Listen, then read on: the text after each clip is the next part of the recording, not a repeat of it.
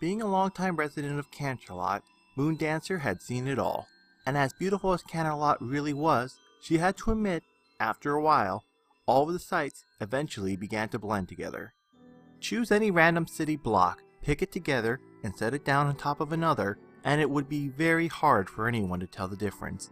Sure, the place itself was gorgeous. Most would give Courtyard the title of prettiest city in all of Equestria.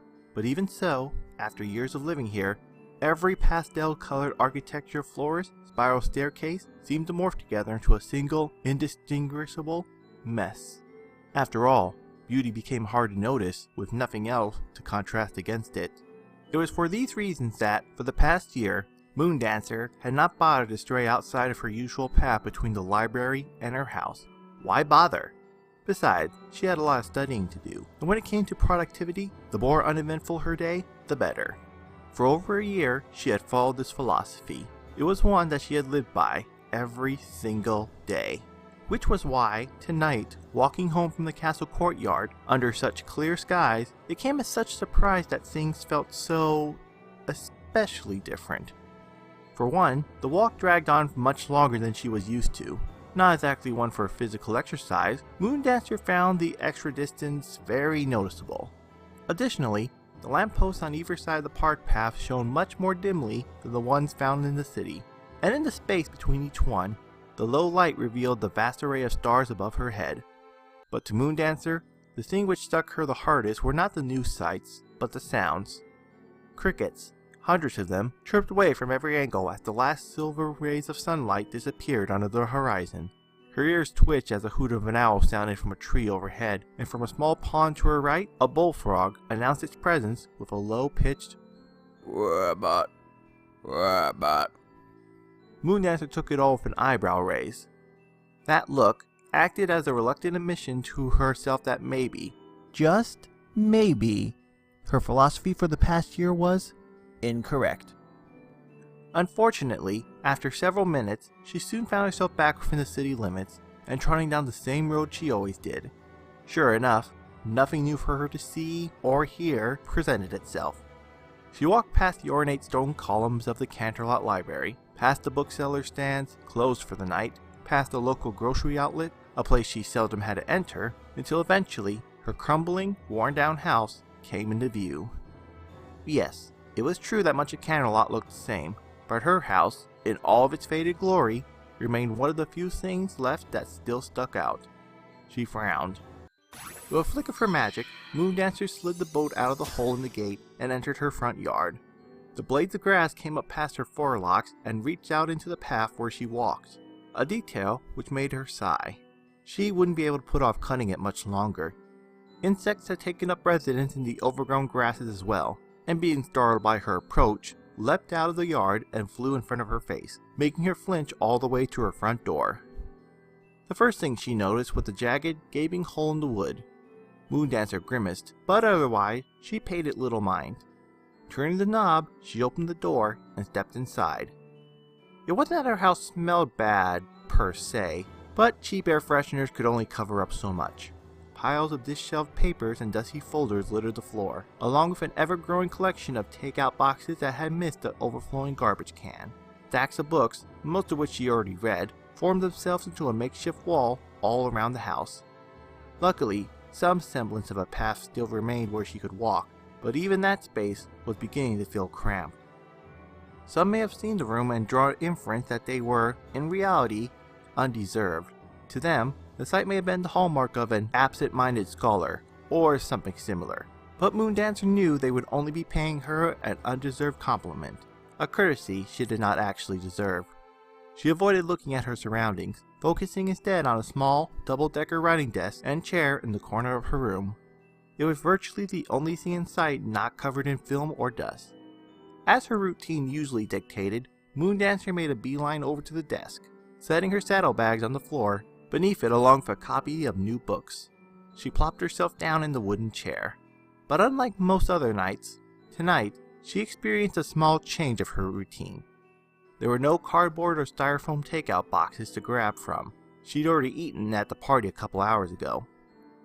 And so, the only thing for Moondancer to do was fold her hooves, sit in her chair, and think. and think she did. Her eyes drifted all around, although she seldom dared to look behind her. The mess was not a sight for sore eyes. Silence closed in all around her, making the room feel even stuffier than it already was.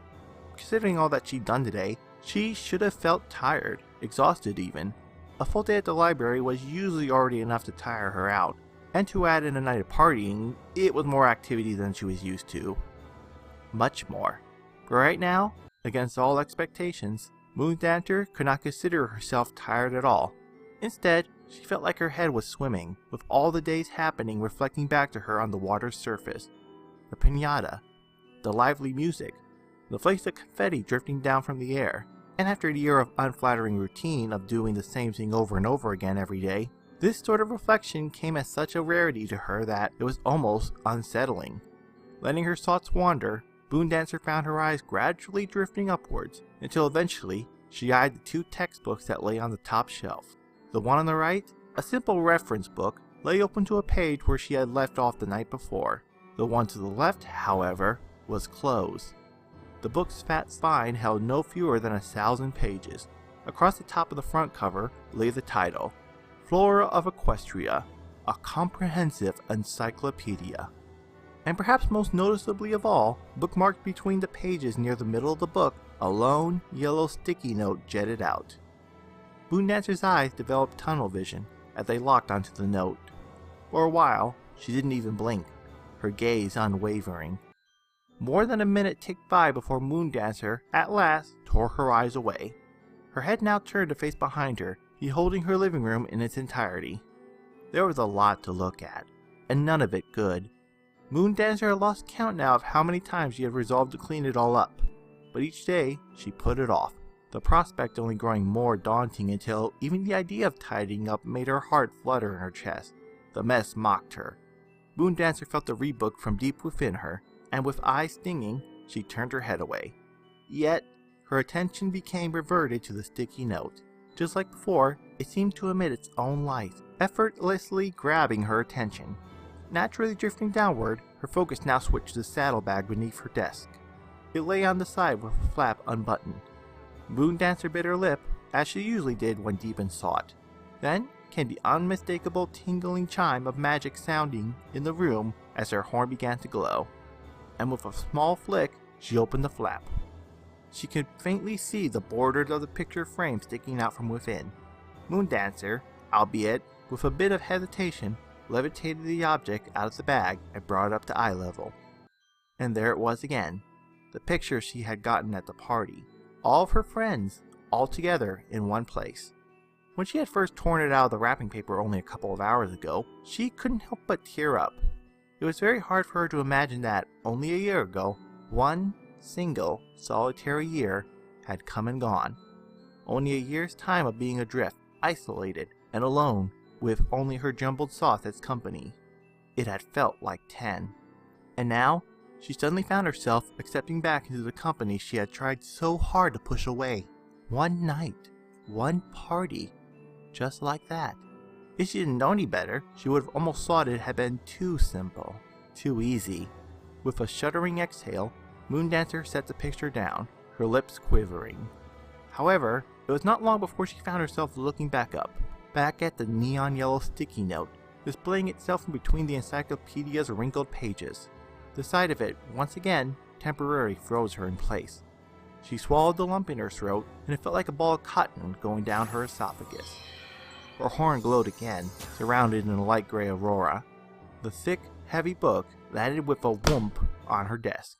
Moondancer sucked in a deep breath and held the air in her lungs, closing her eyes, contemplating. Until at long last, nearly biting her lips hard enough to draw blood, she opened the book to the marked page.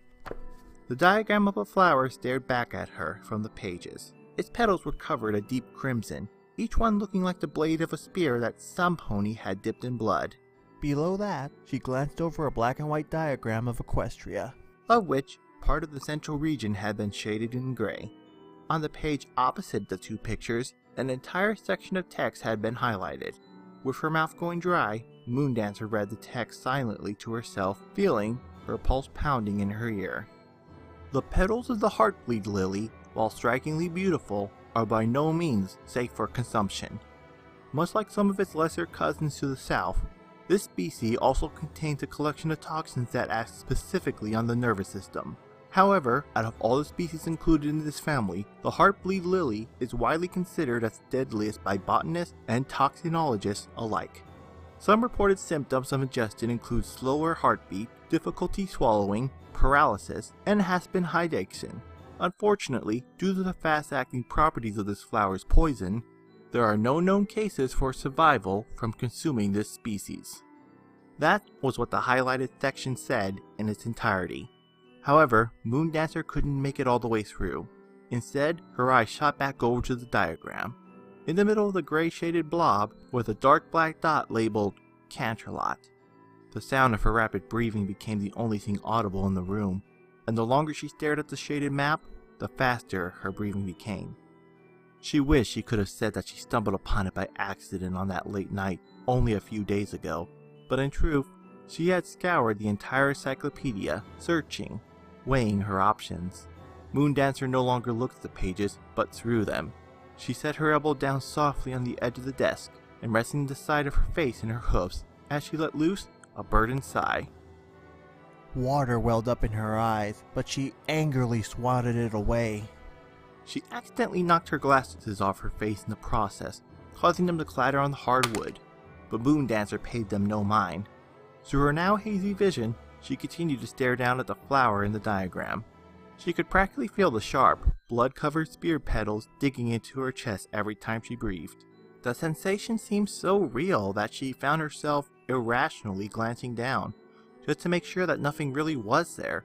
Of course nothing was, but that somehow only made it worse. A familiar feeling stirred in her gut. She recognized it as the same feeling she experienced when she thrown her first party, and her closest friend hadn't even shown up, and it had only gotten worse when Twilight had left, when she hadn't even bothered to say goodbye. The shame, the humiliation, the feeling of failing. No, she had failed. It was no longer just a feeling. The yellow sticky note glowing up from the page was the only proof she needed of that.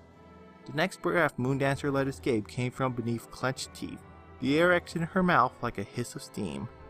She could have tried to hide it all she wanted, but it was impossible not to feel angry still. Tonight's party had bandaged the wound, sure, but that did not mean that there were still cuts hidden beneath the bandages. And for a whole year, those wounds had been allowed to fester. And despite even her best attempts to numb herself with endless studies, her efforts only served to rub salt in the gashes. Moondancer's teeth sharpened together so audibly that they could have been heard from across the room. Her eyes squeezed shut. Then, all of a sudden, her hoof slammed the book shut. Then, she snatched the encyclopedia up in her bare hooves, and with a beastly snarl, she hurled it across the room as hard as she possibly could. The sound of the encyclopedia colliding with the wall rang out like a gunshot. It fell in a crumbled heap to the dusty carpet, leaving behind a large dent in the drywall. With the force of the impact, the yellow sticky note came unglued from the paper, and like an autumn leaf, it gently floated down to the carpet. Several footsteps away, Moondancer stood on all fours, her ribcage rising and falling with deep breaths as she stared at the encyclopedia on the floor, shivering like she had been exposed to winter's chill. She felt weak at the knees, dizziness made her head tilt sideways, and as the light faded from her features, she swooshed backwards, falling into her chair.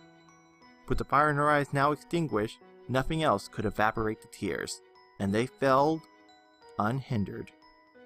A long while passed before Moondancer could lift her head.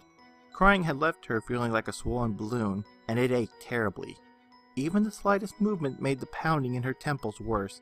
Holding her head in her forelegs, she shuffled around in her chair until once again faced her desk. Feeling feverish and fatigued, that was when she noticed the picture. It lay face up directly in front of her, and now that her view was unobscured, she found herself staring at it through the combined fogs of unaided vision and dried tears. At first, Moondancer experienced a great deal of hesitation, but eventually with a sniffle, she grabbed the picture in her magic, wincing as a simple levitation spell amplified her headache and brought the gift close up to her face. It was a snapshot of happier times. They should have seemed so distant, nothing more than a bygone memory. This photo, it should have been nothing more than an aching reminder of what she had lost, and only days ago, it certainly would have. but not tonight. There was no denying that things had changed. There was no denying the years she had lost.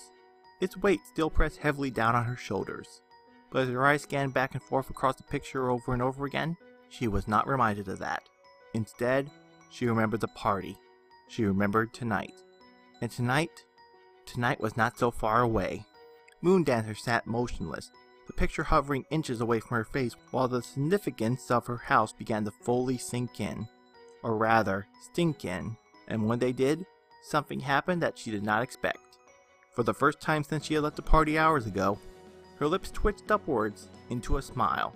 Not a big one by any measure, but nonetheless, it was there. As the seconds ticked by, it only grew wider. Accompanying it, a warmth spread from her belly and worked its way up to her chest. Only this time, it wasn't from anger or rage. It seeped through her pores, coating her skin in a shade of lively pink. Without warning, Moondancer whirled her head around. Through her narrowed eyes, she beheld a terrible mess once again. But Moondancer did not back down. In fact, the sight of the discarded papers only acted as more fuel to the fires of her determination. With teeth bared, she picked up her glasses, pressed them into her face, and got up from her chair. Most days, the sun could barely manage to peek over the horizon before Moondancer had beaten it out the door and headed on her way to the library. But today, the sun had already traveled almost halfway up through the sky, and the door to her house had still not yet been opened. Through the jagged hole, if one listened carefully, the sound of gentle snoring could be heard within. Cradling a book to her head like a pillow, Moondancer slept in the middle of the floor. A large puddle of drool had formed on the carpet by her face, right beside her glasses, which had slipped off sometime during the night. The floor all around her body had been cleared of debris, and jammed into the farthest corner, several trash bags and book-filled boxes labeled "Donations" could be seen. And right above her head, as if peering down from the wall, hung the picture. Okay everyone, thank you all for listening. Originally I was going to go a lot more into detail about this, but after some second thought I decided to put off the full story for another day. Doing so would require me to step on a lot of toes and even kind of deal with a lot of emotions I'm not quite ready yet to face. However, I did feel like this is a good time since, it's either by a day or two, I'm not really sure. I'd have to look up my hour-long rant video to know exactly what day it was, and it's a whole nother can of worms. Nonetheless, it's approximately been 1 year from the anniversary I almost reached a point so low in my life I, much like Moondancer in this story, considered taking my life. It wasn't pretty, and no, it was still pretty close how close I almost came to taking myself. Originally I was planning on... Okay, too much detail, like I said, not ready, but to make a longer story short, I still kind of remember what the car looked like I thought I was going to... Well, you know. But getting back to the point of the moral of the story, since, I'm still here, what made me decide to do this story for my 1 year near-suicide anniversary was, unlike other stories of depression and suicide, it doesn't really hammer too hard that detail in. It kind of is a much more subtle and realistic view, with pretty much the only part where it's implied that Moondancer was actually considering suicide because she felt like she had no friends or purpose in life, was just that book with a yellow sticky piece of paper which, and it might seem a little extreme, but believe me, I can speak from Moondancer's perspective that when you feel like you lost all your friends, it's easy to feel like you have absolutely nothing. Although in my case, it wasn't so much that I didn't have any friends, it was more the fact that I felt like I was a complete failure. But still, thankfully, I was able to be talked out of doing something very stupid a year ago, and to that I say, like how Moondancer is probably in this story very thankful for the friends she still has, I too am very thankful for the friends I have, and who pretty much talked me out of doing something very stupid last year. To that I say, if you guys are listening, I just want to thank you all again, both my friends, fans, and audience. You're all amazing, and words just cannot say enough how much I mean when I say thank you.